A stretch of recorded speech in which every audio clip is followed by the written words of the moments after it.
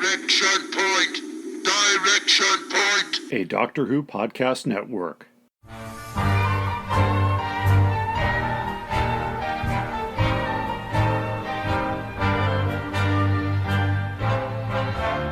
Well, hi everybody. Welcome back to Doctor Who Literature, the podcast taking you through the world of the Doctor Who novelizations put out by Target Books from 1973 onward in publication order. We're a member of the Direction Point Doctor Who Podcast Network. My name is Jason, and I'm your host on this journey, this very long journey. At the time of recording, I am speaking to you from L.I. Who. This is the 10th anniversary of the first L.I. Who convention, which was held in Suffolk County, Long Island, New York in November 2013. This year, the con has moved up to August, presumably for better weather. This is the 9th L.I. Who. They missed a couple of years. This is my 8th one attending. I have been doing lots of recording this weekend, a couple of guest interviews, a couple of panels. I will have all that material out on a later date, possibly as part of a bonus episode, possibly interspersed with regular book episodes. This week is episode 87. My long-awaited look at Warriors of the Deep, one of those Doctor Who stories of which I have very, very fond childhood memories and a deep, abiding respect for, if not love. Today, this is not a majority opinion, one would say. I am going to defend Warriors of the Deep as best I can. Joining me is UK Jason, a partner in crime from the Trap One podcast. You have heard him on this show before. This is his second and hopefully not his final appearance. We had a great time recording this episode a few weeks ago, talking about Doctor Who's ratings in the 1980s and Warriors of the Deep and several related and unrelated topics. One of our main themes in the conversation is how Warriors of the Deep may be the quintessential 1980s Doctor Who story. To that end, you will notice that our original opening song, recorded and performed by Jim Sangster, is of a very, very 1980s vibe. The 80s was the first decade for which I was alive every single day, and in many ways it is still the 1980s up in my brain. So the costumes and graphics in Warriors of the Deep make me feel like I am home. Granted, not too many other fans feel that way. Last week, episode 86, The Dominators, Fraser Gregory and I were on very opposite ends of the "is The Dominators a good story" coin. I did not change Fraser's mind, and Fraser did not change my mind. But we had a great time recording, and feedback and listening numbers for that episode are excellent, so hopefully you enjoyed the conversation as well. Meanwhile, I will keep this intro short. I have had a very busy weekend at L.I. Who. I am on 7 panels, 6 of which I am moderator. Had one of those Friday, 3 today, the Saturday, as I record this just after midnight, and 3 more on Sunday. I will have more information for you about that with next week's episode and as the L.I. Who material gets aired on this podcast. Meanwhile, today, it's the 1980s. It's the Terrance Dicks novelization of Warriors of the Deep. Let's get to it. A Whovian and a Nuvian walk into a TARDIS. And explore every episode of the classic Doctor Who series. Join me, podcaster John S. Drew, and me, writer-editor Jim Beard, as we take apart each story starting from the very beginning in 1963. And join us on our Facebook page and Twitter, where we continue the discussion with you with historical artifacts from British papers of the time. The Doctor's Beard podcast, released every Saturday around tea time on your favorite podcasting app. And we'll see you in time and space. You're listening to Doctor Who Literature. Keep turning the pages. While having the name Jason and being the host of Doctor Who Literature is a lot of fun, I enjoy it even more when there are 2 Jasons on the show at the same time. So I welcome back to Doctor Who Literature my partner in crime from Trap One, UK Jason. Jason, welcome back. Oh, thank you very much. It's been brilliant to come back, and thank you very much for having me. last time that I had you on the show was a few months ago. What was the book we talked about? The Stones of Blood. The Stones of Blood. That was the tail end of 2022, very beginning of 2023. That would have been episode 55 of this podcast. And here we are, more than half a year later, talking about book 87. Not a lot of similarities between Stones of Blood and Warriors of the Deep, are there? Not a lot. They're completely two different stories, aren't they? Obviously, kind of like the Stones of Blood is carrying on like kind of like that gothic style that we had in the Hinchcliffe and Holmes era, but then does a twist with the space station in the final episode. This one is completely full sci-fi, full in very 80s style. It's the East and the West. It's very Cold War inspired. And it's kind of like coasting on the success of Earthshock, isn't it? I feel. It's interesting because you've had a complete turnover two or three times of the production team. Graham Williams is gone. His replacement, John Nathan Turner, is now in charge. Anthony Reed, who would have been script editor for Stones of Blood, is now gone. He's been replaced several times. And now it's Eric Sayward putting his stamp on the show. And you have Johnny Byrne, who had not yet joined Doctor Who when Stones of Blood is made. This is his third story in 4 seasons, and it's also his final Doctor Who TV script because there was a lot of bad blood between him and Eric Sayward, which I will get into much later on in this particular episode. We have Johnny Byrne's thoughts about the TV production of Warriors of the Deep. But yeah, you're right. This is an Earthshock style story with monsters and a high body count and a tragedy that spirals out of control, which the Doctor is completely powerless to stop, which is kind of a running theme of the Eric Sayward years. But when you go back to Stones of Blood, Tom Baker was never playing the kind of Doctor who could let things get out of control and rarely ended in tragedy and always had a firm handle on proceedings. So the changeover in Doctors is very marked between Stones and Warriors. Yeah, I mean, it continues that vulnerability of the Fifth Doctor that we'd kind of like seen straight from the off with Castrovalva. And it's an intriguing and different interpretation. I don't think a lot of people would have said, had they gone with a similar kind of actor or a similar kind of presentation of the character, the show probably wouldn't have been as successful as, certainly that first Peter Davison series was, when like the ratings went straight back up to 9, 10, almost 11 million. I think they then settled down for season 20 and 21. But yeah, it continues that kind of like whole ethos that the Doctor doesn't always win, and I think this is probably one of those key stories for that. And this has a negative effect on the future of Doctor Who because the replacement Doctor for Peter Davison, Colin Baker, is going to be consciously molded by Eric Sayward to be much more of a fighter, much more caustic, much more abrasive.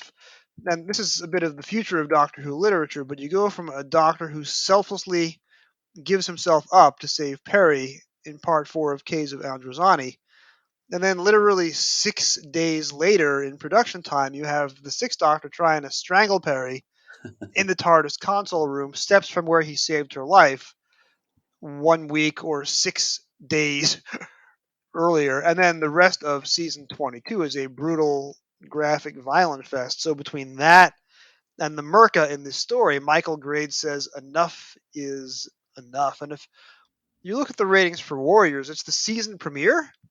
Mm-hmm. But it goes from 7.6 million to 6.6 million viewers over the course of the 2 weeks that it airs, which is basically half of what Doctor Who was getting in seasons 15, 16, and 17 when Tom Baker was still firmly very much the Doctor. Yeah, it's interesting you touch upon the ratings there because obviously from a UK perspective, when this first aired, I have distinct recollections that the show was still popular, and I would have been just turned 11 at the time of Warriors going out. Obviously, November would have been the time that just before the 20th anniversary story, the Five Doctors, would have been when I turned 11. It was still popular with kind of like, my friends, in the school yard, we still talked about the show. But I distinctly recall from this season onwards, and part of it was this story, there was a distinct shift in certain friends of mine or other kids that I knew that started to now drift away from the show. And we could probably talk about the production aspects of the show, which probably contribute to that. Yes, yes. A big factor was, you'll probably know this show, the A Team started to be shown in some regions of ITV, up against on Friday nights, up against directly against Doctor Who. So obviously, I think if you analyse the ratings for the Thursday nights showings for Doctor Who, because it went out Thursdays and Fridays for this season, except for Resurrection of the Daleks, which was weekly and on a Wednesday. The Thursday ratings tend to be always higher than the Friday ratings because it's not got much competition on the Thursday. But the Friday, it was coming up against the A Team. The A Team was like this big, kind of like cool American show that, had mindless violence in it and, Mr. T playing a cool character. And you could see how kids like started to move away from the shoddy production values of Doctor Who, unfortunately, and then go for the glitz and glamour of a an American show. It's kind of like the same thing happened in 1980 when ITV put Buck Rogers up against the early half of season 18. Interesting about the ratings because interesting to look at the ratings. If you look at the ratings for Twin Dilemma, which is the end of the season begun by Warriors of the Deep, part 1 of Twin Dilemma is on par with Warriors. You have 7.6 million viewers. I don't know if it's the A-Team effect or just the fact that the story was not very well received. Part 4 of Twin Dilemma drops all the way down to 6.3 million viewers, and that's March 30th, 1984. Now, I was expecting to see that in season 22, the ratings would have gone into the tank. What's odd is that the final story of season 22, the last broadcast story for a year and a half, when the show was essentially canceled by Michael Grade, the show is now back on Saturday night. Revelation of the Daleks draws 7.4 and 7.7 million viewers. So my takeaway here is that the ratings for seasons 21 and 22, there are some peaks and valleys, but they stay within the same range. And the opening story of 21 and the closing story of 22 draw comparable ratings. But the prevailing wisdom in the C-suite is that the show is poorly made, too violent, nobody likes it. Why are we spending our money on this? So the ratings don't seem to match the overall narrative that this is what gets Doctor Who killed. Michael Grade turning on his TV and seeing the Merkel lumbering across the screen like a pantomime horse. And then the over-the-top violence of the Colin Baker era, which you can lay at the feet of Eric Sayward, who was perhaps going too far to the other extreme to counteract what Peter Davison had done. Yeah, probably very, very true with that. It's interesting that obviously the you say the ratings remain kind of like very, very steady, and I think actually what happened going into season 22 is once they announced the kind of like, well, at the time it was a cancellation and they kind of backtracked and said it was on hiatus. That actually gave the show a bit of a bounce because I think we'd started off very healthy with about 8 million, hadn't it? Attack of the Cybermen episode 1. Then obviously it just, evened off a little bit to around about 7 million. Two Doctors was around about 6-ish. And then it gets announced that it's being canned. And then you kind of like, then you get a kind of artificial bounce towards the end, like you said, with Revelation of the Daleks, then going back up.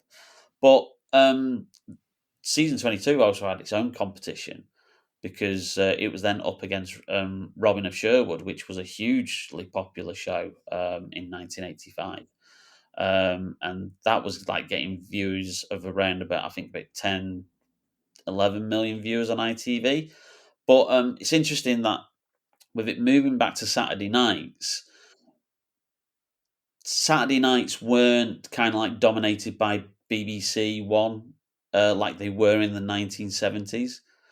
ITV were kind of like fighting back and had like their other shows, which like stuff like Blind Date and Game for a Laugh and Beatles About, which were big rating successes. So it's kind of like you then have this kind of like battleground between BBC and ITV where the BBC haven't got the dominance on a Saturday night that they used to have into the 1970s, into the early 1980s.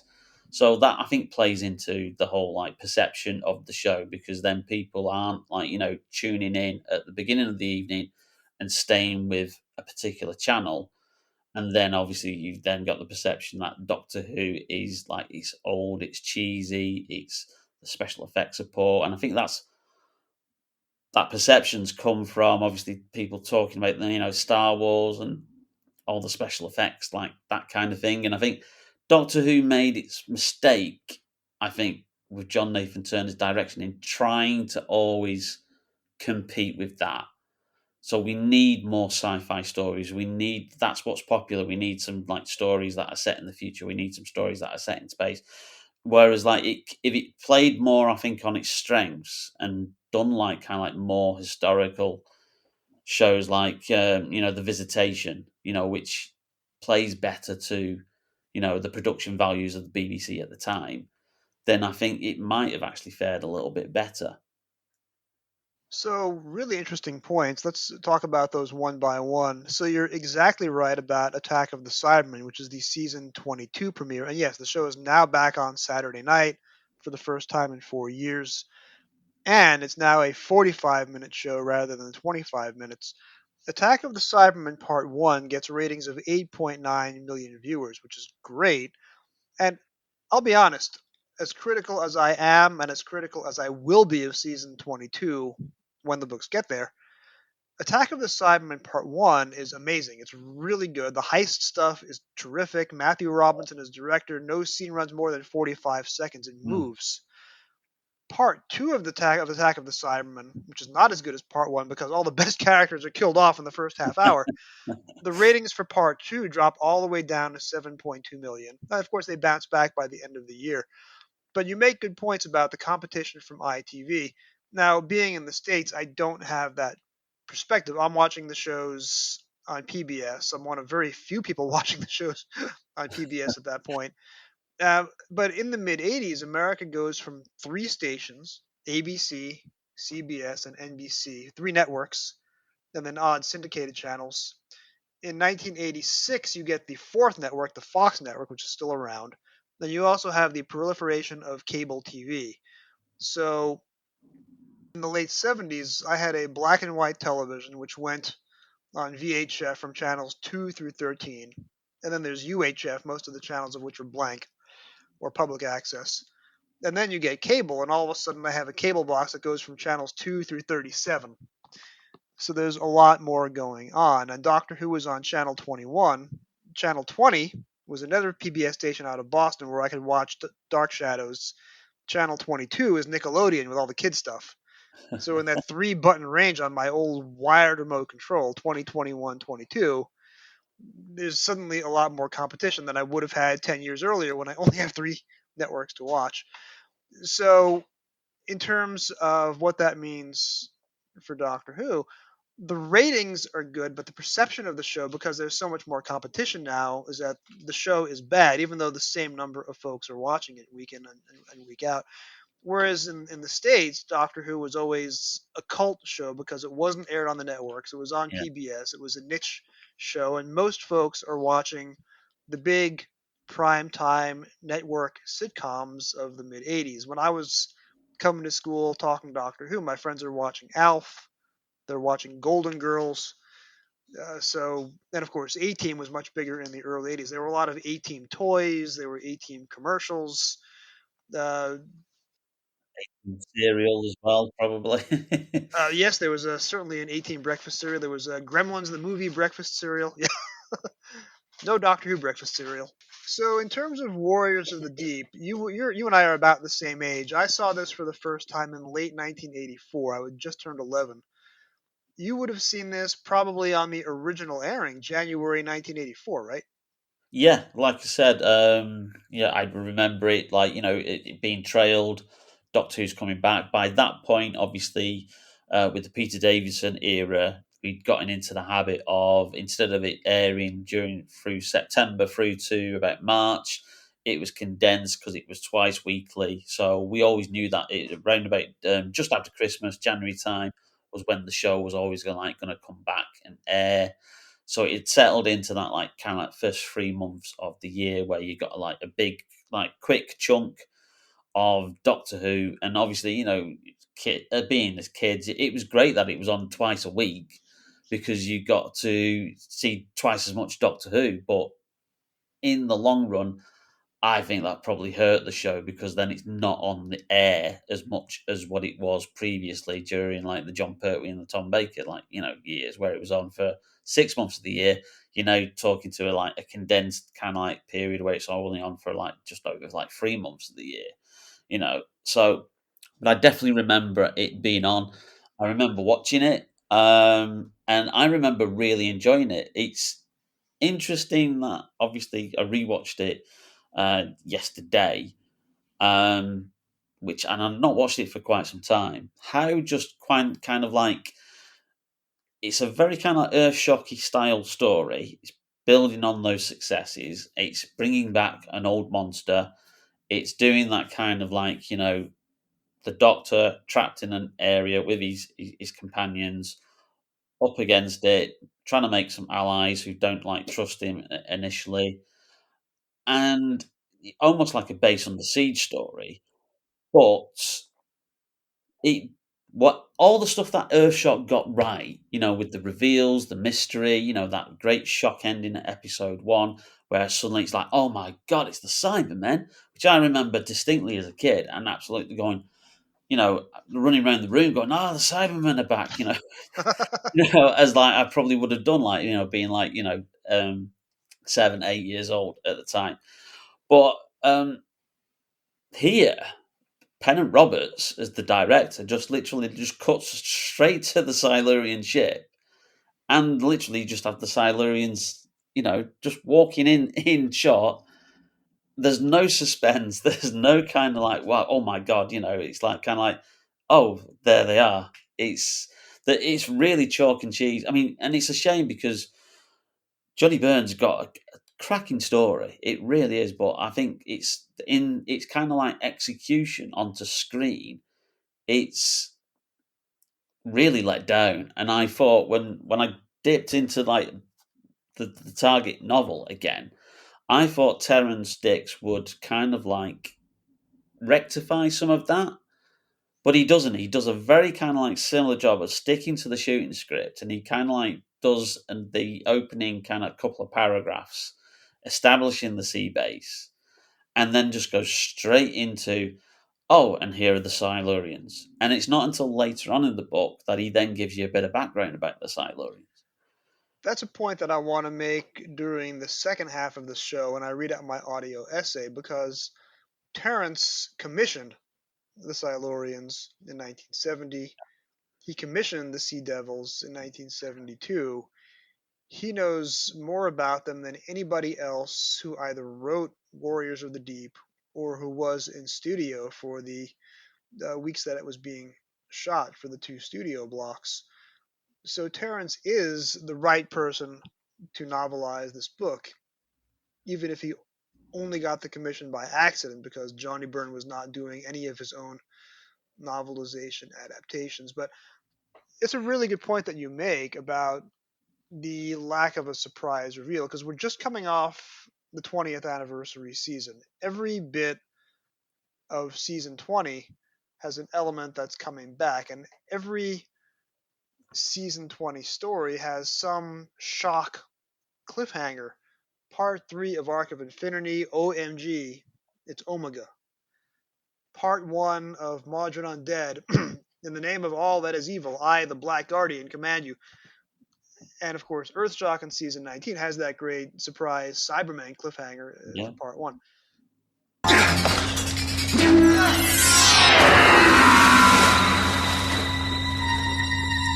Tegan, no! Doctor! There's nothing we can do! We can't just leave him! Face it, Tegan! He's drowned!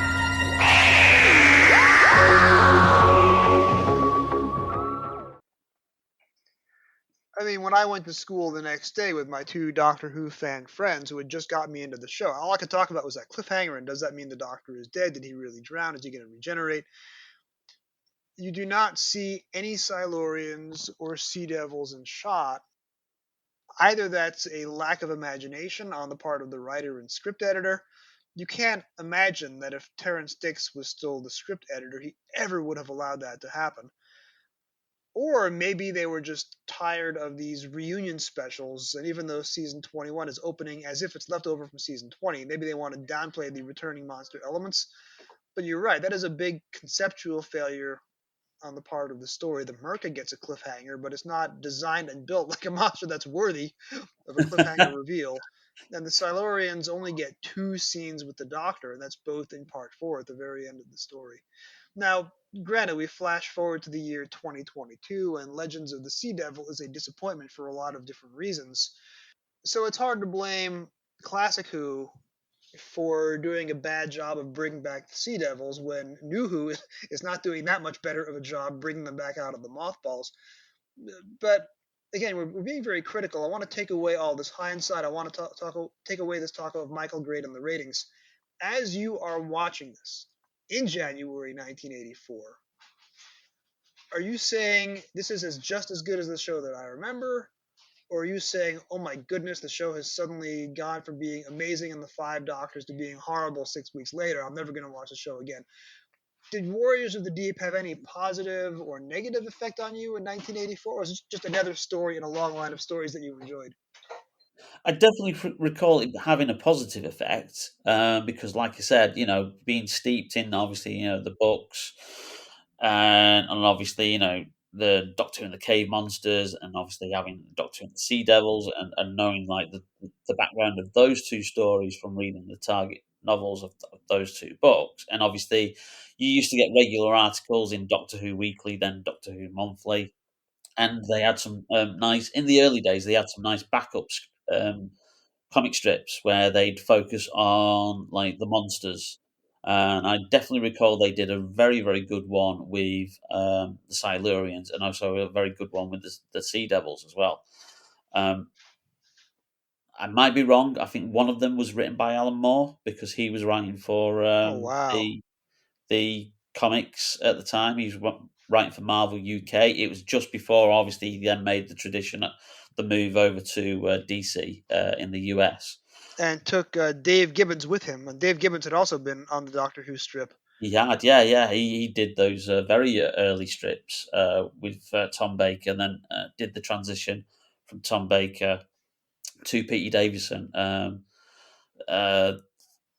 Before it then moved, I think, to Steve Ridgway, who then became the artist. But yeah, I was loving it. I didn't see like the faults of like the fact that they'd introduced the Silurians very like clumsily. It was like, oh no, cool, oh the Silurians are back, and then suddenly they mentioned the Sea Devils, and then you see that I love the Sea Devils in hibernation, and I love the new look of them. That was very like kind of like samurai inspired.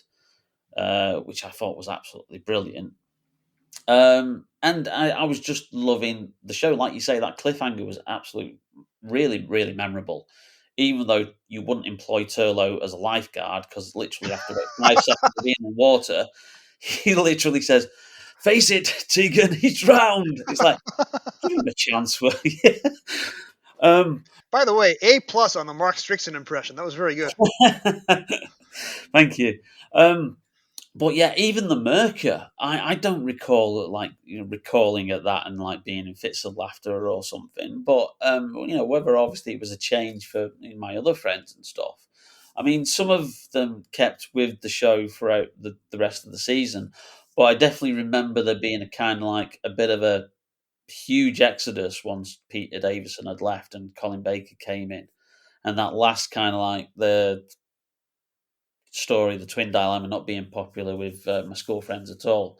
But yeah, it was still great. It was still, it's on twice a week. It's fantastic. Oh wow, the Silurians are back. The Sea Devils are back.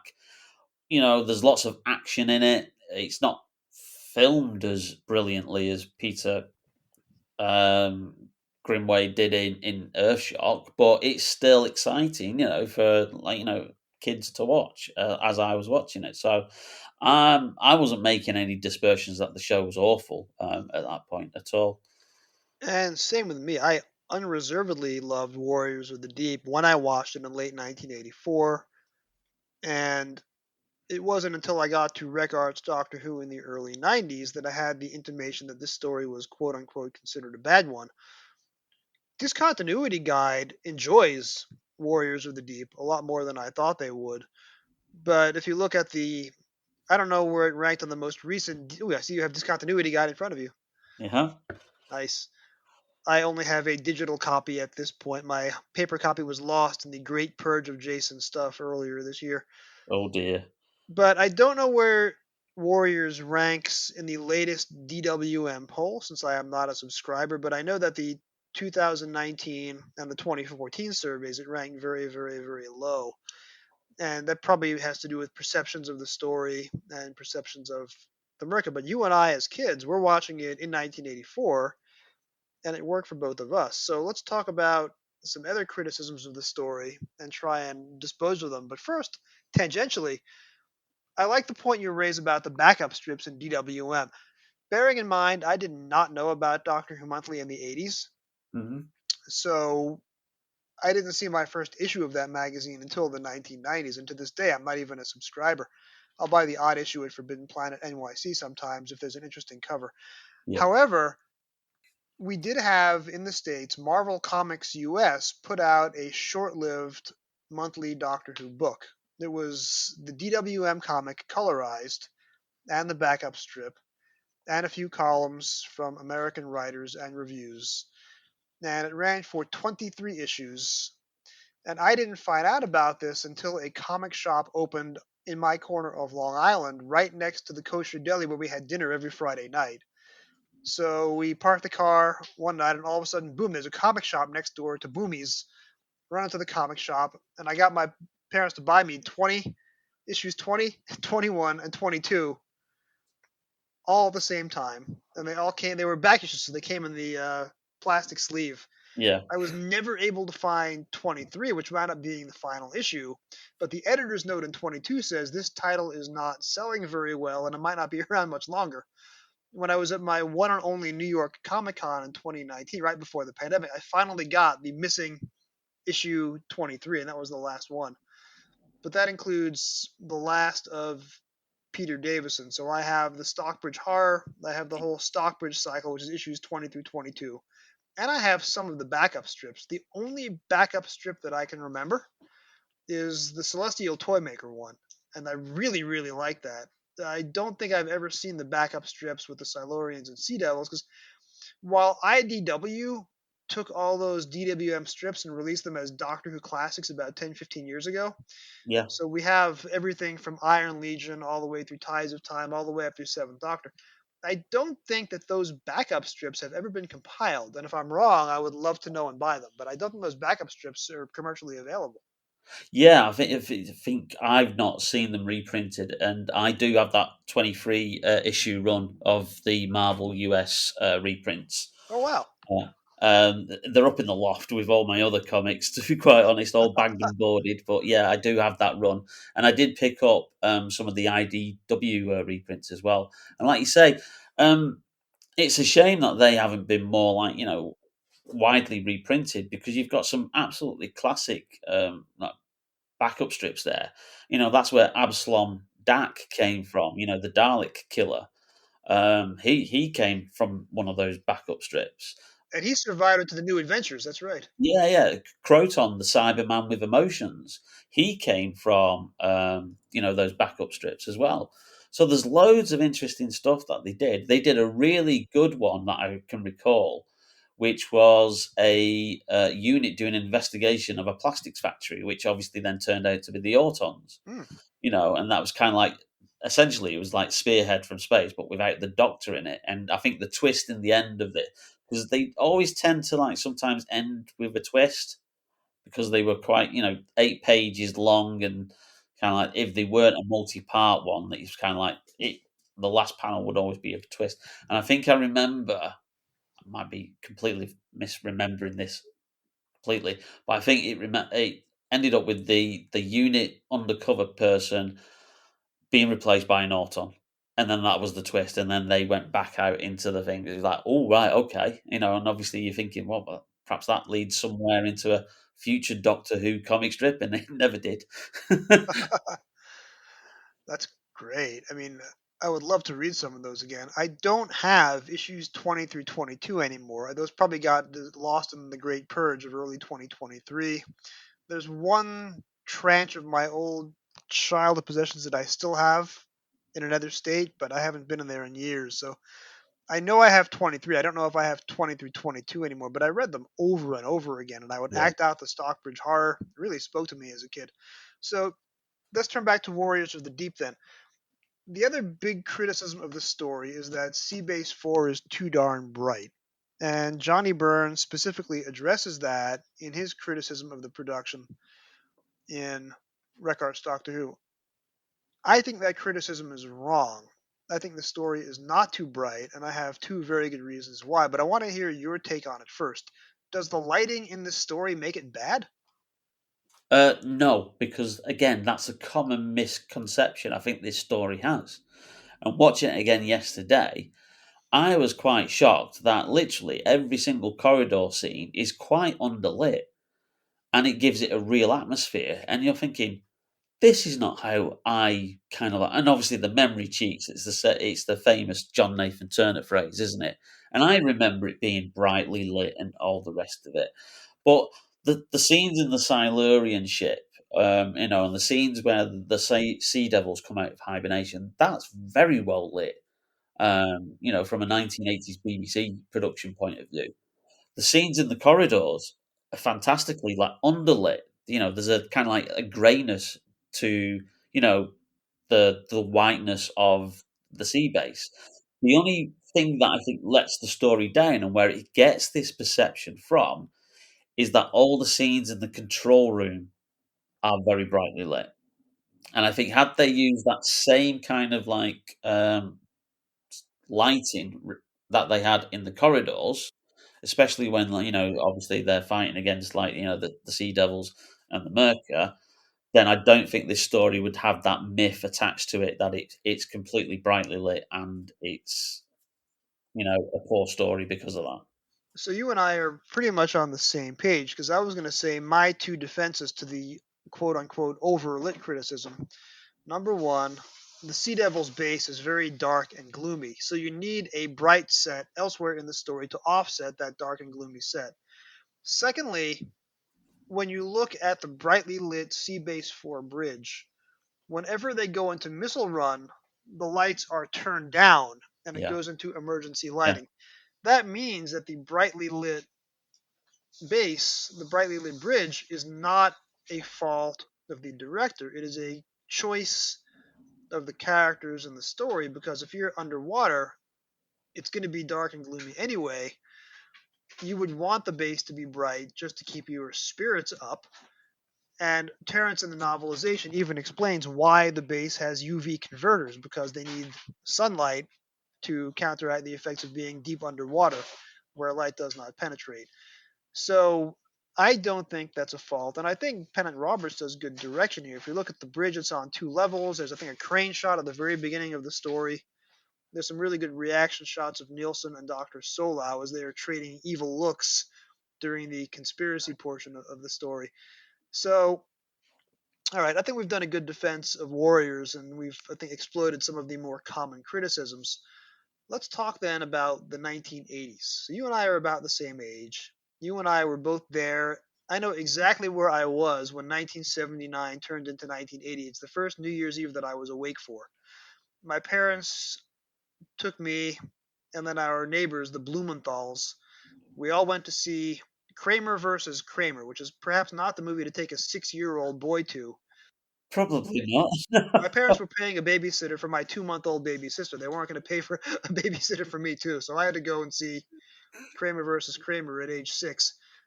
And then we went to a local diner, and as the ball drops, as 1979 becomes 1980, one of the kitchen employees in the diner went running through the restaurant wearing a New Year's sash and no shirt, running through the dining room going, "Happy New Year," which you would never get away with today as an OSHA violation for so many reasons. Here's my question. Is Warriors of the Deep the first truly 1980s story? So, Horns of Nymon is the first story aired in the 80s, but it's made in the 70s. Yeah. Leisure Hive, or as you would say, Leisure Hive, is the first story produced in the 80s. In terms of its look, in terms of costumes and graphics, is Warriors of the Deep A, the first truly 80s ethos story, or is it B, the most 80s story in all of Doctor Who?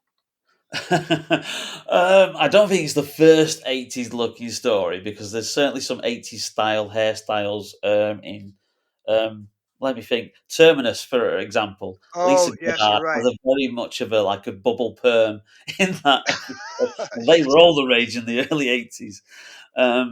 So yeah, it's definitely not probably the first, but I noticed that because you have the absolutely wonderful Ingrid Pitt here as a guest actor in the show. Not just Ingrid Pitt. Ingrid Pitt's eyeshadow is a character in the story. I was just about to mention that. She's a beautiful woman. She's famous for appearing in some fantastic, sci-fi horror films, The Vampire Lovers, lots of Hammer horrors, The House That Dripped Blood with John Pertwee, and obviously she's appeared in previous Doctor Who stories.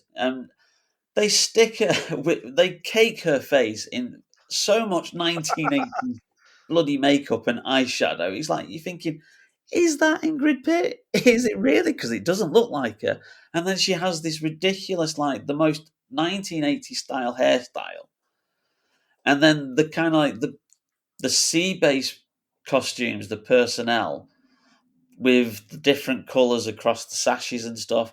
That's very 1980s with the colours of oh look, let's have the green and the reds together. That was very 1980s as well.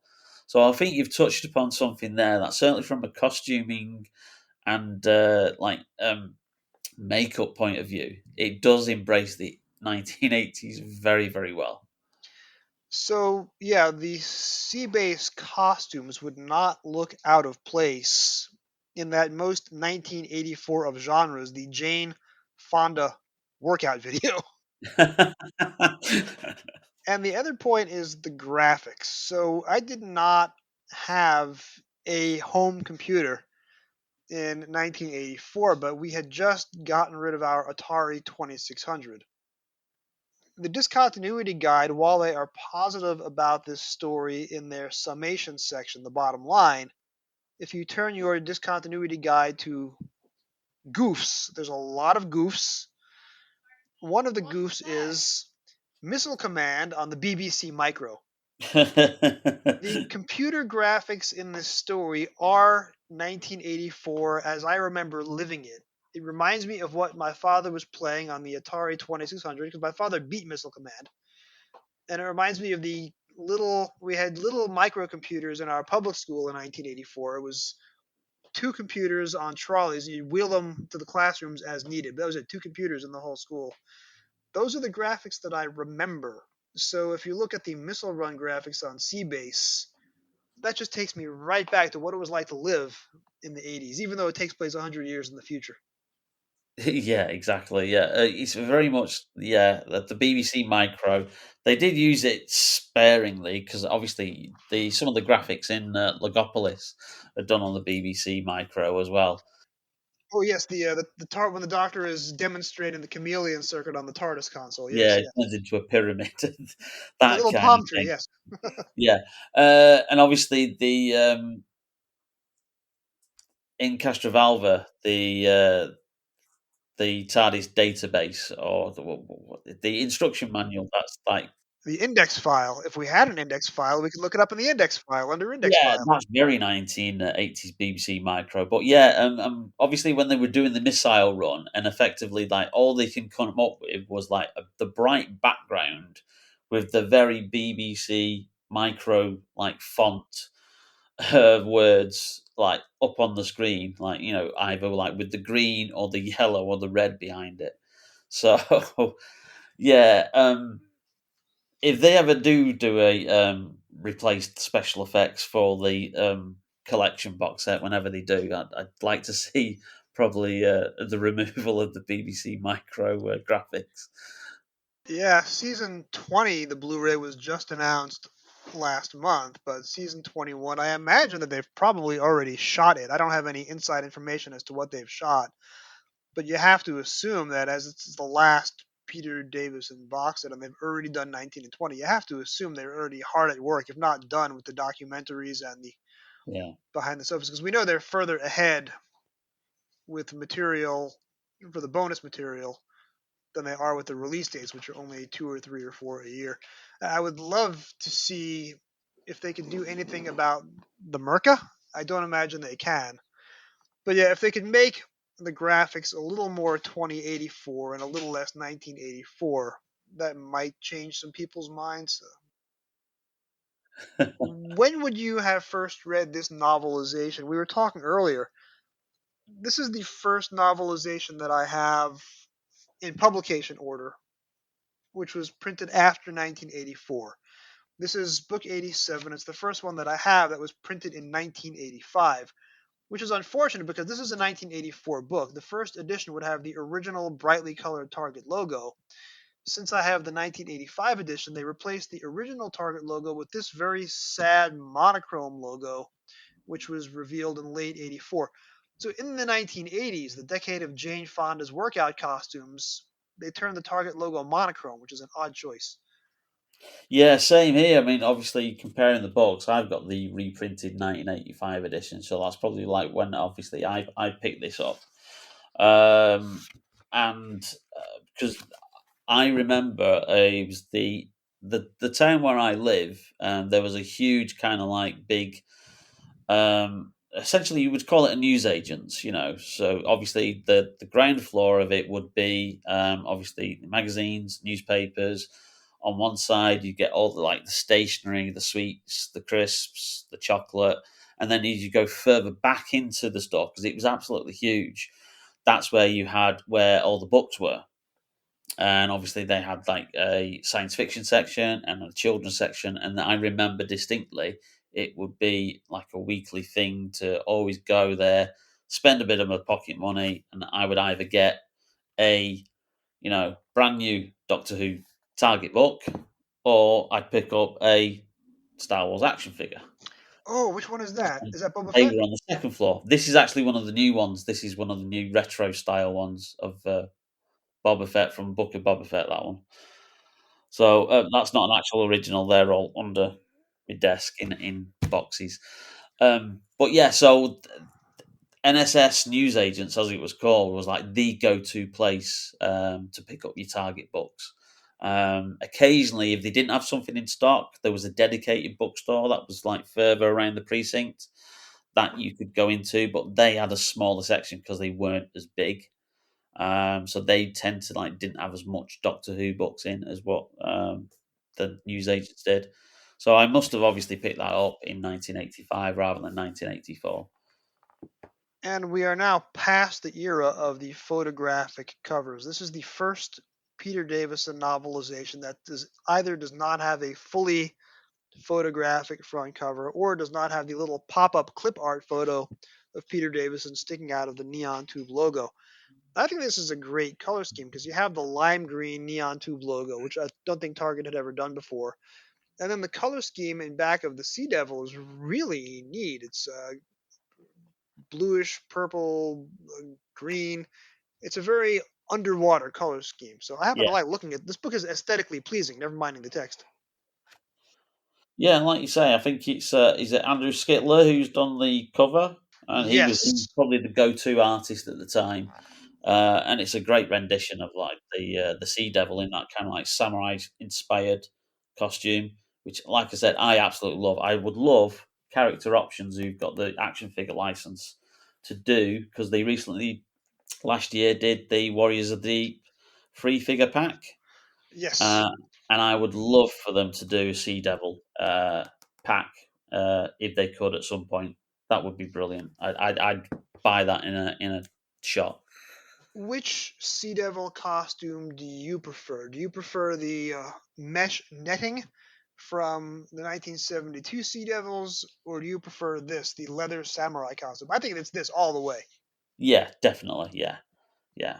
And that's not just because I'm a lover of Kurosawa samurai films as well. So I'm a bit biased on that regard.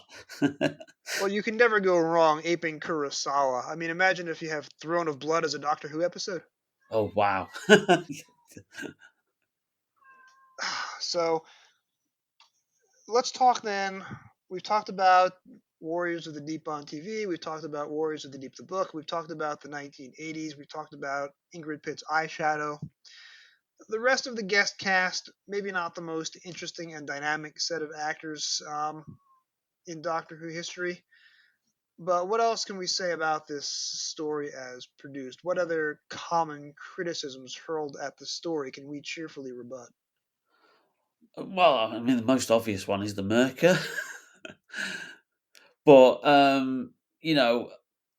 they did what they could at the time. I mean, how else would you have done that? Is that the responsibility of Eric Sayward as script editor to go, hold on, Johnny, you've done a sea monster here, essentially a big sea dragon. That's out of our budget. We can't really do that. Can we just keep it down to like the Legion of Sea Devils, or perhaps do something else in the meantime? But it's a good design. It's just let down by its execution. It's interesting that in the book, Terence Dix keeps it very, very brief with the description. Basically says that it's got big eyes, kind of like corrugated green scaly skin, and fangs, which it doesn't have in the story, actually. The actual Mercury itself doesn't have any fangs at all, just kind of have like a big wide mouth. So Johnny Byrne has thoughts about the Merca, and he put them on Records Doctor Who in November 1994. We are going to hear from Johnny Byrne later on in this program, but I assure you he addresses your concerns about the way that the Merca is staged. I'm going to say this. If you have Matt Irvin on your DVD explaining how the Merca was made and comically apologizing for its presence, I would much rather have that than a middle-of-the-road, mediocre design monster which raises no objections either way and is then promptly forgotten. I would rather have the bad monster that Matt Irvin shows up to comically defend 10 years later. Just as he does with Creature from the Pit. Yeah, Creature from the Pit is a wonderful story, and anybody only remembers it for the wrong reasons. I'm not saying that Warriors of the Deep is as funny or as good as Creature from the Pit, but yeah, that's where Johnny Byrne had something in mind which is not close to what was realized, and he thinks it should have worked better than it did. And like I say, going back to obviously, as a kid watching this story, it didn't bother me for a second. I was engrossed in the story. I didn't think that I was watching. I know it's the common thing that's said about the Mercury is that it's dobbing the pantomime horse from Rent-A-Ghost, which was a big kids TV series on children's BBC at the time, and the two guys who were in dobbing the pantomime horse were the two guys who operated the Merca. Right. But yes, it's lumbering. It's kind of like it could have been shot a little bit better, I suppose, by Pennant Roberts. But as a kid watching it, I was absolutely loving the story. I wasn't seeing any criticisms at all. So let's move on then to a game of 20 questions. Oh God, here we go.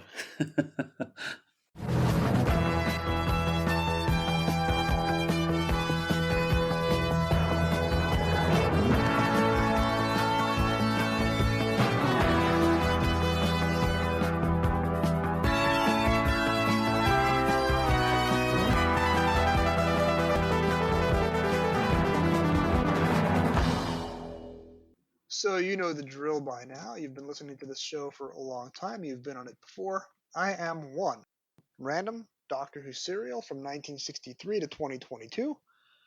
You are going to guess using 20 yes or no questions which story I am, as randomly selected from the randomizer.net, a production of the Flight Through Entirety podcast. What is your first question? Is it a classic series story?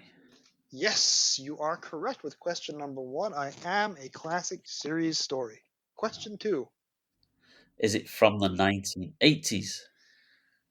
No, that's a very good guess because we've been talking about the 1980s and Jane Fonda workout videos, but this is a randomized selection, so no, I am not from the 1980s. Question 3. That's a bit of a red herring then, wasn't it? But like I say, completely random. Okay. So is it from the 1970s? See, you're working backwards in time. Yes, you are correct. If you had started from the 60s, you would have been wrong. I am a 1970s story, just as you and I are men of the 70s. Question 4. Is it a John Pertwee story? Yes, it is a John Pertwee story. So you've now narrowed it down to 5 years of Doctor Who. Question 5. Does it feature Joe Grant as the companion? No, it does not feature Joe Grant as the companion. And now you've narrowed 5 seasons down to 9 serials. Question 6. Ooh. And that means you are guaranteed to win the game because there are less choices remaining than questions you have available Yeah, to I you. could just basically ream off all the stories from season 7 and series 11. Couldn't I? And that would take a long time, but that's one way of playing, yes. I won't do that though. But I will do some kind of elimination here. So does it have Liz Shaw as the companion? No, does not have Liz Shaw as the companion. You're now down to 5 serials. Question 7, I think. Does it feature what we would now know as an established monster in the story? Yes, it does. Question 8. If by established you mean returning, we only have 2 choices left. Yes. 3 choices. Well, the Santarans were not established Oh, when right, the yeah. story aired. All right, okay. They were original to season 11. They didn't become returning monsters until season 12. Is it written by Terry Nation? Question 8, no, it is not written by Terry Nation, which brings us to question 9, which I suspect is your final choice. Is it the Monster of Peladon? I am the monster of Peladon, said Hey! nobody ever. Very good, you got it at 9. That's better than the previous one, wasn't it? Jim Saxer actually has the scorecard for every 20 questions game that I've ever played. I just don't have it to hand. I think I did it in about 14, I think, in my previous one. Or 13 or 14, I think it might have been. There have only been 2 people who did really badly. Bill Evenson got it in 19 with a little bit of help, although Bill has played the game 3 times and has done much better the other 2. And then ChatGPT failed entirely the one time that someone tried to program ChatGPT to play 20 questions for me. But 9 is very respectable, very solid. All right, Jason, we have a few minutes left. Where else can we find you, and what's going on with your YouTube channel? You can find me on Twitter as at DjangoMac72, where I usually post ramblings about geeky stuff, including Doctor Who. My YouTube channel is called Bearded Geek Toy Reviews. Very close to getting 700 subscribers. Actually, at the time that this probably goes out, I hope to be past 700 subscribers. I've just put up a video about the latest Spider-Man No Way Home figure set, which has just been one of my, in the first 24 hours anyway, one of my first more successful videos. It's gotten nearly 600 views in 24 hours, which I'm really pleased about. So you can find me in those 2 places predominantly. That's terrific. No, congratulations on the subscribers. Are you able to monetize yet, or are you still a few subscribers away? No, you can monetize once you get to 1,000, and you have so many viewing hours in a year. So I'm close to both naturally, and I'm not looking for it as a career. I'm not, I'm far too old for that kind of thing. I don't want to become a YouTuber, but my ultimate aim is obviously it becomes monetized, then it can kind of like pay for itself and just means I can buy more things to review on the channel. That's a self-fulfilling prophecy. Well, sadly, you are about about 300 subscribers shy of 1,000, and I do not have an audience of 300 people yet, so I cannot make up the difference just out of my army of ghastly woke zombies alone. But I will post the link in the show notes to where we can find you on YouTube, even though I am strictly an oral medium. And I wish you the best of luck with that. Thank you very much. Jason, always a pleasure. It'll be a while before we have you back on Doctor Who Literature because my next year is pretty much fully pre-booked. But you and I will be seeing plenty of each other over on Trap One, where we are both regulars as well. We certainly will do. I'll look forward to it. All right, have a great night. Thanks for having me. See you now.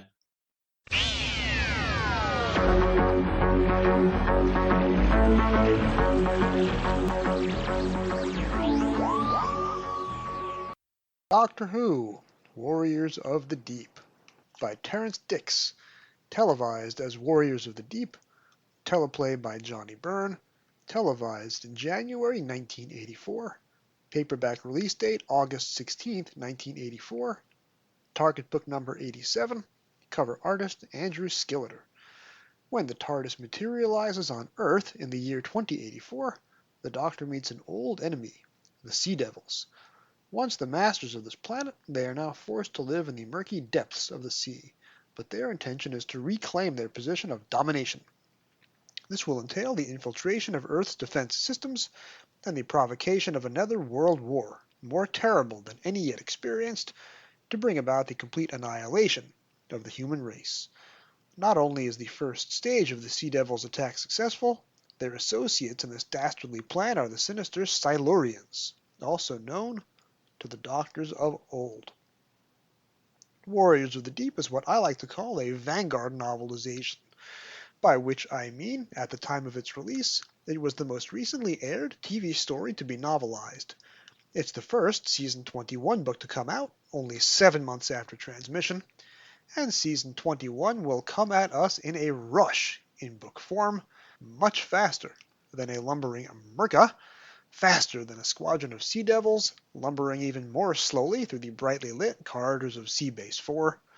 The first 5 21-season novelizations will come out all within an 11-month span, taking us through June 1985, basically spanning my entire 6th grade elementary school experience.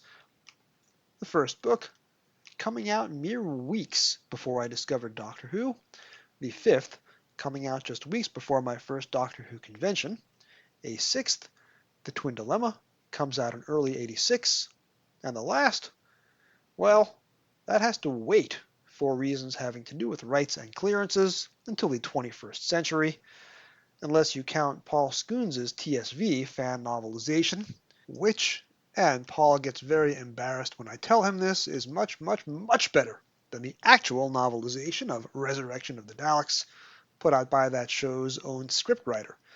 But, at any rate, with one exception, which we'll come to later, I love Season 21 to pieces. Adore it. Even its much maligned premiere episode, Today's Tale, Warriors of the Deep.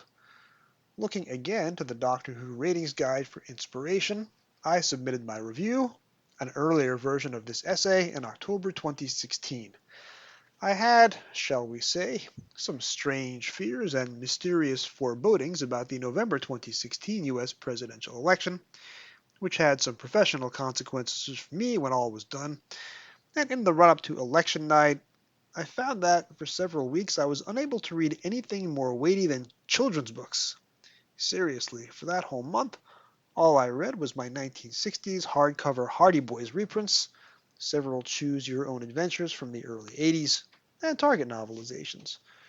When I looked up Warriors on the ratings guide, there was only one review, and it raised the counter-arguments against Terrance that I've spent over 18 months on this podcast trying to rebut, hence this essay. My own premise, the Warriors of the Deep novelization, is Terrance Dicks at his stone-cold best. Warriors on TV, myself aside, is not very well loved. This is a fact. at least from the DWM surveys and man-on-the-street interviews. The discontinuity guide, at least, is very high on it. Warriors was one of my earlier TV stories, and it had a big impact on me, the Part 1 cliffhanger, as UK Jason and I discussed earlier, leading me to believe that this was going to be a regeneration story. Remember, I would have seen this in PBS terms the day after Part 4 of the syndicated version of The Five Doctors, and at that time I was too young to know about TV seasons or that this was the season premiere, in which doctors typically do not regenerate. I was too far out of the fandom loop to know that Peter Davison's Doctor was already dead when I saw this in December 1984, and that Colin Baker was the reigning Doctor Who. But let's remove my sentiment from the equation and talk about Warriors objectively. This I have already done on another podcast a couple of years ago, but I'll go on the record here too. Hey, my show after all. Set design, studio lighting, the Merca, all things I've heard as black marks against this story, and that's easy to say with 39 years hindsight. I've heard it said that the returning villains are portrayed very generically, with none of the style that their creator, Malcolm Hulke, had imbued the Silurians and Sea Devils with in the early 1970s. The acting I've heard is nearly wooden across the board. Johnny Byrne, who wrote the thing, tried to defend the story when he posted on RecArts Doctor Who in the early 1990s, but even he drew the line at the production and insisted that his scripts, as submitted, well, let's just hear from the man himself. November the 1st, 1994. My script for Warriors always hinged on the Doc's sympathies for the Silurians. The first draft was indeed overlong, but not unusually so, and it was certainly no problem to a writer with the experience I brought to the show. It was my third Who, and before that I'd written most of the scripts and was script editor for the duration of Space 1999. What is true is that my script was massively rewritten by Saywood and the director without any reference to me. If I had been involved, the end result might have done justice to a story that merited enhancing, not the crude thrashing that ultimately showed up on screen. I certainly couldn't have done worse. Nothing excuses the presentation of the Merca. If it couldn't be effectively portrayed in the flesh, and any number of excuses have been offered why it couldn't, then a little imagination could have transformed it into a creature of menacing presence. The Merca, as portrayed, says all that needs saying about those responsible for translating my script to screen. Nor did I write that mother of all dropkicks, which was supposed to stop the Merca in its track. The credit is all theirs. Did Saywood write, "There has to be another way"? Since it reflected the Doc's sympathy for the Silurians, which, as I say, was embedded in the script from original story stage, I'm not so sure he did. And I might be able to check it out if I can bear to dig into my archive hell. November the 2nd, 1994. Without a script, I can't remember the script changes in detail. And though my brain went into total denial when Warriors first showed up on screen, I remember the Merca as menacing, unstoppable, and well-nigh indestructible. Nowhere did I describe it as a four-legged beast on loan from Panto Horses R Us. Nor was the double death at the end mine.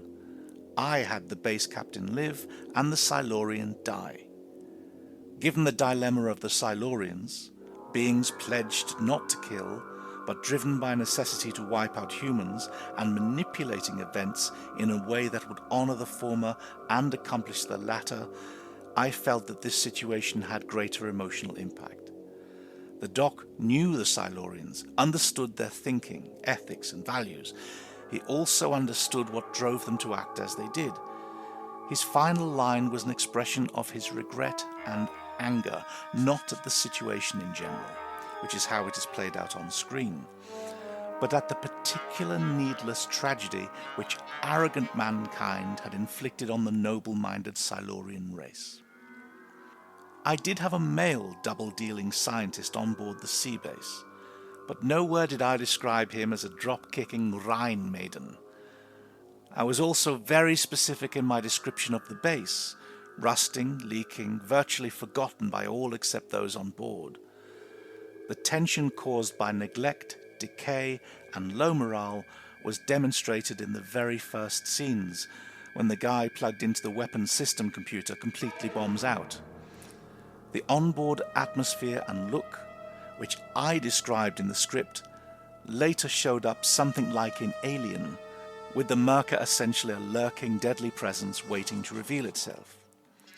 There were other changes, a lot, but until I can lay hands on a draft of my script, I can't spell them out here.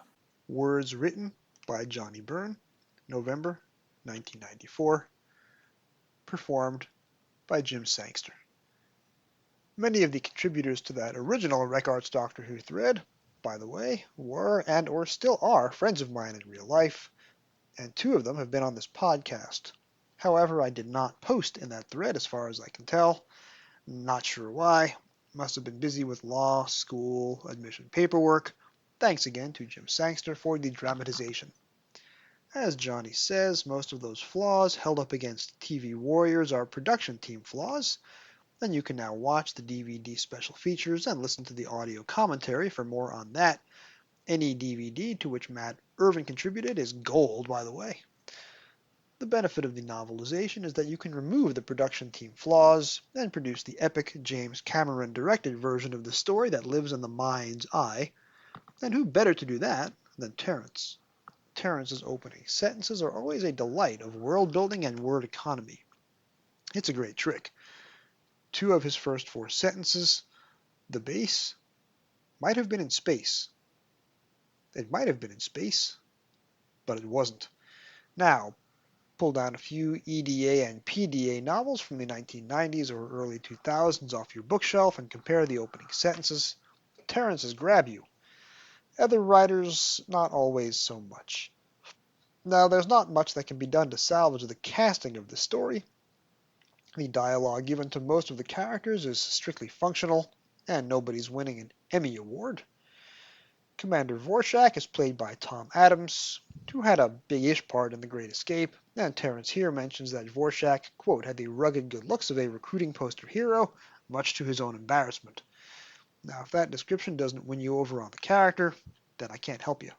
And for bonus points, Bulick, the Seabase 4 security captain, is described as burly.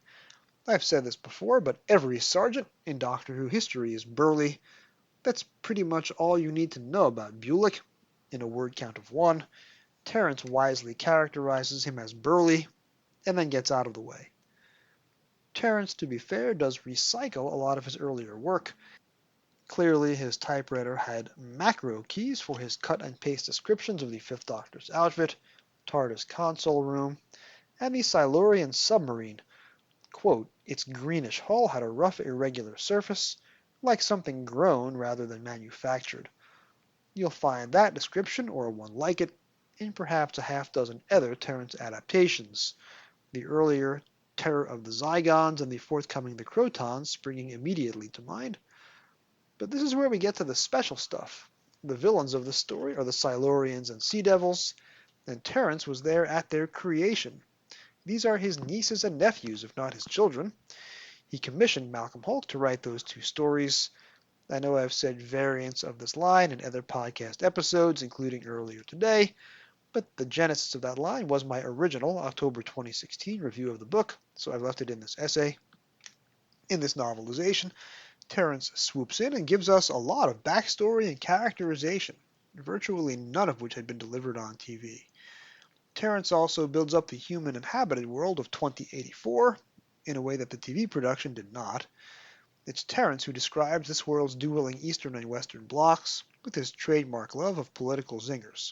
Quote, worst of all, each side had come to believe in its own propaganda, to believe that the opposing bloc was populated not by human beings much like themselves, but by cold-hearted, ruthless monsters.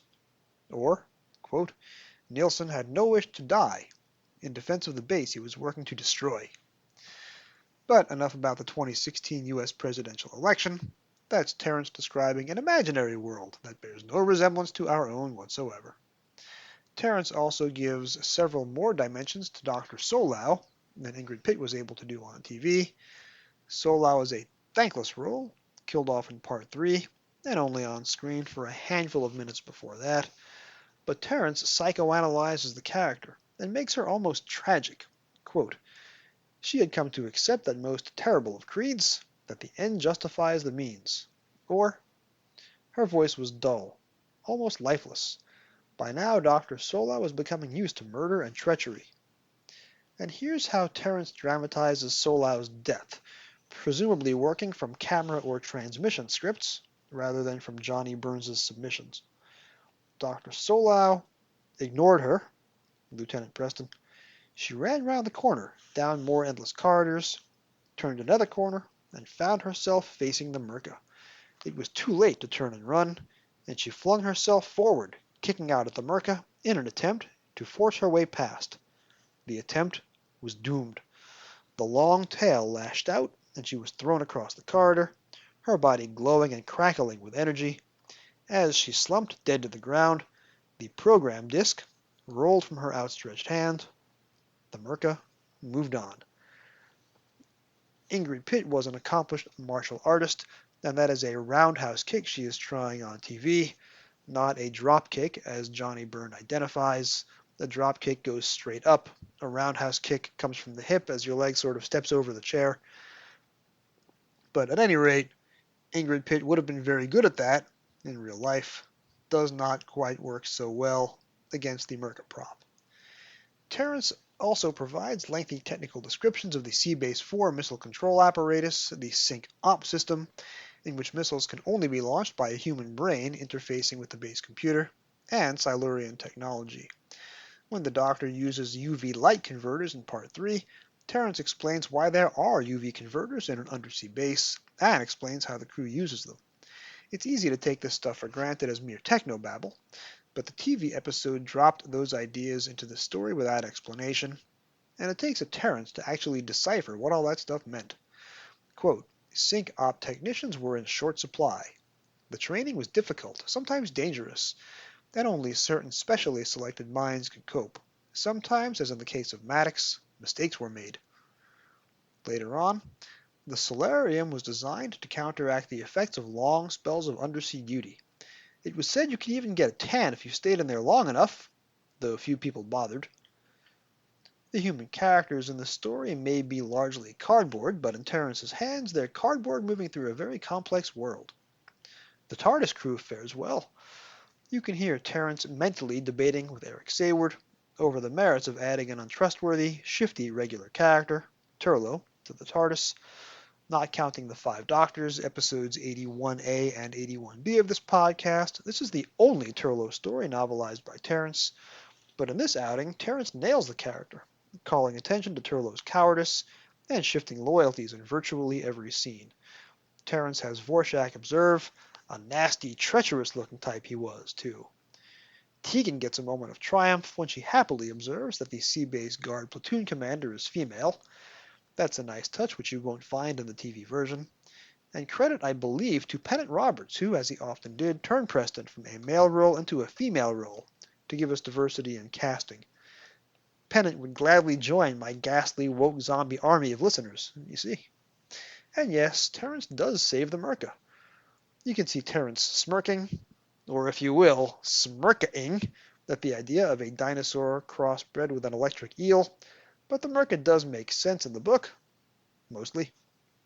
Page 67, quote, it was like a kind of pocket dinosaur, moving on huge back legs with smaller but still powerful limbs in front of it, a hideous dragon-like head, and a long tail. End quote. Later down the same page, quote, it roared, more in anger than in pain, as Terrence describes the Merca's reaction to the pinprick blasts of the Sea-Base 4 Guard phaser weapons.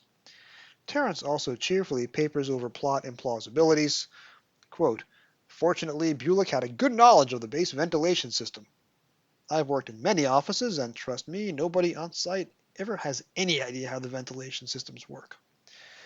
Other plot holes Terrence can't fix the Doctor's last resort to save the sea base and humanity is to release hexachromite gas, which is harmless to mankind and lethal to marine life, and that sorts out the sea devils, except the Silurians are land mammals and probably should not have succumbed to the same gas.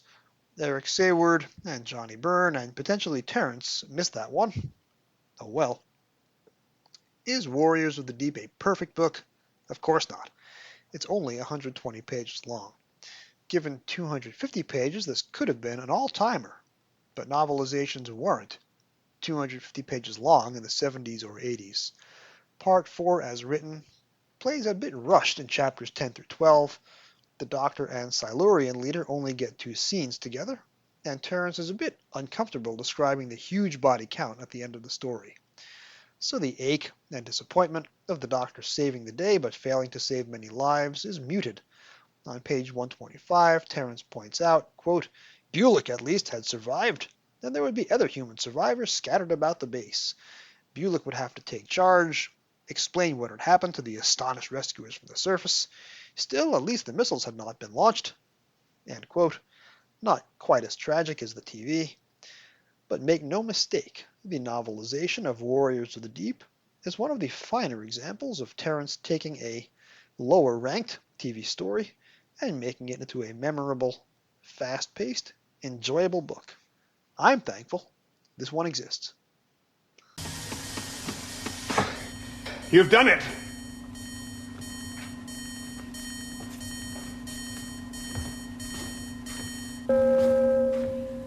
He did it!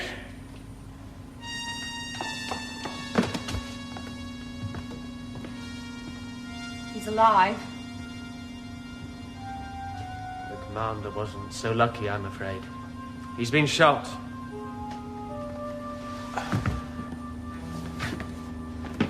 Did I succeed? Yes, Doctor.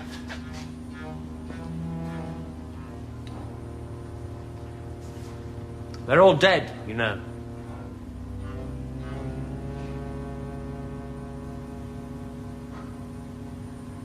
There should have been another way.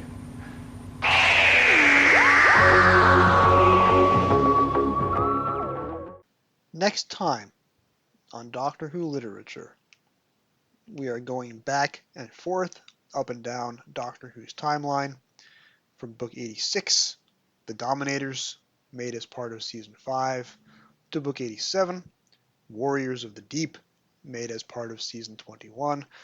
Next week, Book 88, a Season 1 original, Doctor Who's third ever historical adventure, and the second to be novelized.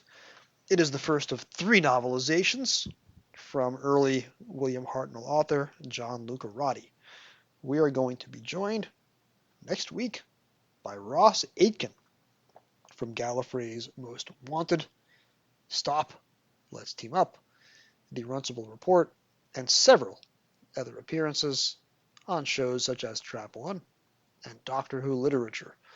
Always a blast having Ross in the house. We are going to go back to 1964. We are going to go back to William Hartnell's first season. And we are going to talk about Book 88, the novelization of The Aztecs. Thank you for joining me on another episode of the Doctor Who Literature Podcast. This podcast is produced by David Barsky, Jim Sangster, and yours truly. This week's episode was written and edited by me. Our logo was designed by Jim Sangster. Jim also performed the opening musical number and narrated the words of the late Johnny Byrne. Special thanks to my special guest, Jason McLaughlin of Bearded Geek Toy Reviews. This podcast can be found on most of your podcast apps of choice. You can find all past episodes at podcasters.spotify.com/pod/show/Doctor Who Lit. It really helps if you rate 5 stars and subscribe. You can find me on Twitter at Doctor Who Novels, that's Dr. Who Novels, on Mastodon at drwhonovels@mastodon.social, and on email at Doctor Who Literature, that's drwholiterature@gmail.com. Please drop me a line with your comments, questions, and suggestions. Thank you for listening, and whatever you do, keep turning the pages.